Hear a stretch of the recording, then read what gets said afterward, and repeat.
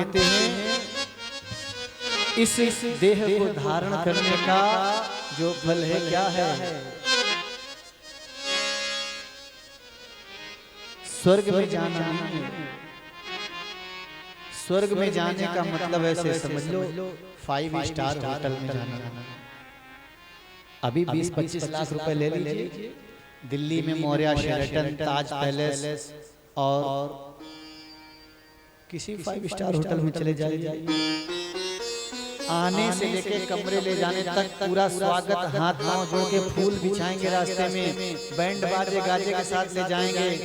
जब आप कमरे में जाओगे 4 नौकर आपके जूते उतारेंगे, लड़कियां होंगी एयर होटल में महिलाएं काम करने वाली, और ऐसी वैसी अनपढ़ नहीं, जिन्होंने होटल मैनेजमेंट की पढ़ाई करी है उनकी दुर्दशा ये है। होटल मैनेजमेंट करने वाले वहाँ जूते उतारते हैं, आए हुए गेस्ट के जूते उतारेंगे, मोजे उतारेंगे, उनके पैरों को धोएंगे, उनके नाखून काटेंगे, उनके सर सहलाएंगे, उनको नहलाएंगे। नहाने वाला बाथरूम में बैठा है तो लड़कियां दासियां नौकर उनको नहलाते हैं साबुन लगा के मलमल के। काहे? क्योंकि पैसा खर्च हो रहा है।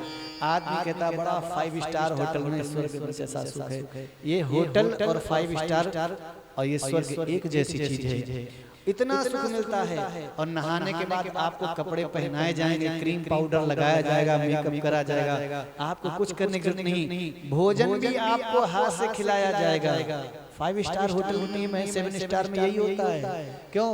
क्योंकि जेब में पैसा है, और जहाँ पैसे खत्म हुए लात मार के भगा देते हैं, और जरूरत पड़ी तो पुलिस को बुला के और जेल में करा देते हैं। साहब ये पैसे देता नहीं और ऐसे यहाँ रहना चाह रहा है, हमारे सर्वेंट को छेड़ दिया इसने। ऐसे ही स्वर्ग है। छोटे छोटे साधारण कर्म स्वार्थ के लिए करने से जो साधारण पुण्य होते हैं, उन पुण्यों के प्रभाव से स्वर्ग मिलता है। और स्वर्ग में यही 5 स्टार का सुख होगा। और पुण्य रूपी रुपया पैसा खर्च होते ही देवता लात मार के धरती पर भेज देते हैं। फिर आके अपने अपने कर्मों का भोग भोगने के लिए मनुष्य को जन्म मिलता है। भगवान कह रहे हैं स्वर्ग स्वल्प अंत दुखदाई। स्वर्ग में भी थोड़ा ही है, कोई लाभ नहीं, टिकाऊ नहीं है। इसका बेस कम कर देना, बेस बिल्कुल बंद कर दो, कम कर दो। श्री सीताराम चंद्राय नमः।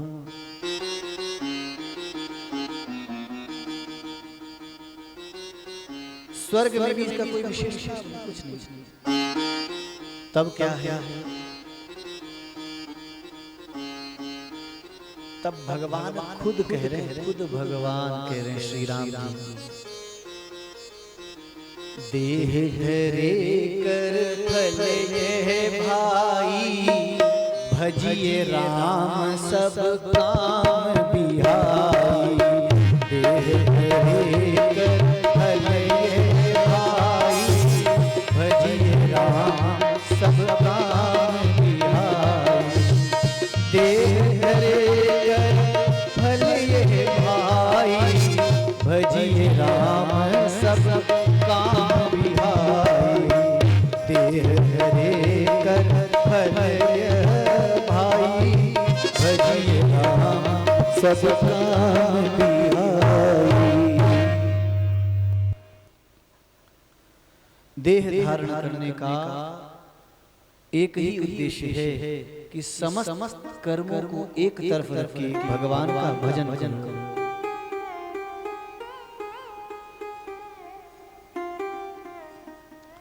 अब आप कहोगे गुरुजी तुम यहाँ से भाग उठ गए, तुम्हारे जैसे गुरुजी मिल गए तो हमारी तो गृहस्थी चल गई, हम कैसे सारे कर्म छोड़ के भजन करें भगवान का।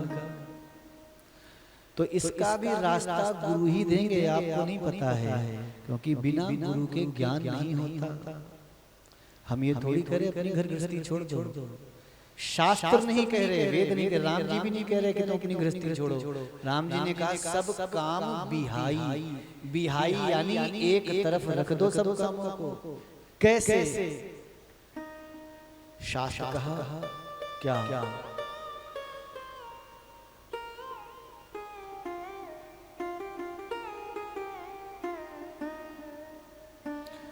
दशम विहाय स्नानम आचरे शतम विहाय भोक्तव्यम सहस्रम त्यजेत दानम कुरु कोटिम त्यक्त्वा हरिं स्मरेत। जिस समय स्नान करने का टाइम है आपका, सुबह दोपहर शाम जो भी है, नहाने के समय पर शास्त्र कहता है 10 काम एक तरफ पहले ना हो, पहले ना हो। दशम विहाय स्नानम आचरेत। लोग जानते ही नहीं इस बात को, इसीलिए हर आदमी दुखी है। सूर्य उदय से पूर्व उठ करके भगवान को प्रणाम करके लोग सीधे झाड़ू पोछा में लग जाते हैं। ये उचित नहीं है।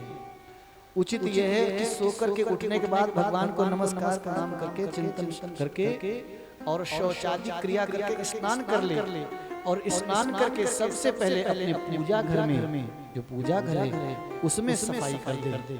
और सफाई कैसी कैसी, झाड़ू नहीं लगाए, केवल पोंछा कपड़ा कोई हो उससे पोंछ दे, साफ कर दे, हाथ धो के शुद्ध होके भगवान के लिए दीपक धूप बत्ती लगा के नमस्कार प्रणाम करे कि भगवान को जो भी थोड़ी सी स्तुति जाप पूजा एक माला जला कर दे।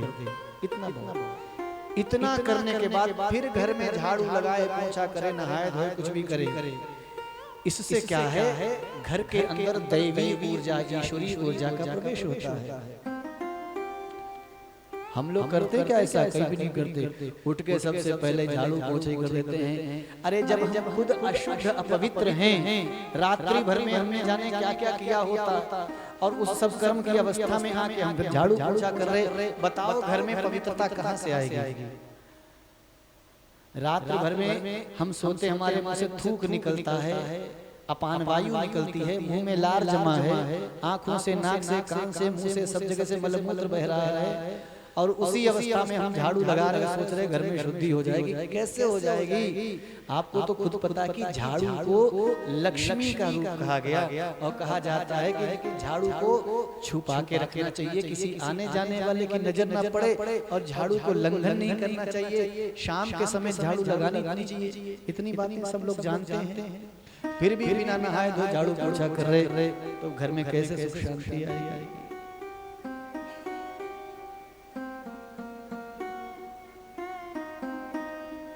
दशम विहाय स्नान आचरेत। 10 काम छोड़ो, पहले स्नान। शतम विहाय भोक्तव्यम। 100 काम छोड़ दो, पहले भोजन करो। कब? जब भोजन का समय है, आपका टाइम है 11 बजे से 12 बजे के टाइम बीच में भोजन करना है, तो बस दुनिया भर से भोजन से 20 मिनट पहले 1 गिलास पानी पी के हाथ धो के शुद्ध होकर तैयार हो जाओ, और 5 मिनट पहले बैठ कर रिलैक्स बैठ जाओ। भोजन का जो समय भोजन करो, सारे काम एक तरफ, पहले भोजन। क्योंकि मनुष्य जो भी कुछ करता है, चोरी चकारी, बेईमानी, दगाबाजी, धोखेबाजी, मक्कारी, मेहनत, परिश्रम, बिजनेस, कारोबार, सब 2 समय की रोटी के लिए करता है, सब पेट पालने के लिए तो करते हैं, और 2 समय की वो 2 रोटी भी सुख शांति से, चैन से, प्रसन्न मन के साथ नहीं खाई, तो वो अन्न शरीर को कैसे लगेगा? वही अन्न शरीर को लाभ देने की जगह हानि पहुंचाता है, विभिन्न प्रकार के रोग कष्ट देता है। क्योंकि जिसके लिए हम मरे जा रहे हैं, उसी का हम आदर नहीं करते हैं। अन्नाद जायते प्राणम अन्न ब्रह्म भवेत्। अन्न साक्षात परमात्मा का रूप है, उसका आदर करो। शतम विहाय भोक्तव्यम। 100 काम छोड़ो, पहले भोजन करो। सहस्त्रम त्यजेत दानम कुरु। यदि कहीं दान करने का अवसर आया है, कहीं किसी प्रकार से, चाहे मिट्टी ही दान करनी है, 1 रुपया ही दान करना, 1 गिलास पानी ही पिलाना है, और अगर ऐसा कहीं मौका मिला है, अपने 1000 काम छोड़ दो, दान पहले कर दो। क्यों? अगले क्षण का पता नहीं क्या होगा। क्या पता अगले क्षण हमारे प्राण निकल गए, हम दान पुण्य करने से भी रह गए। सहस्त्रम त्यजेत दानम कुरु। 1000 काम छोड़ो, दान पहले कर दो, क्योंकि वो टाइम दान का है, उसमें दान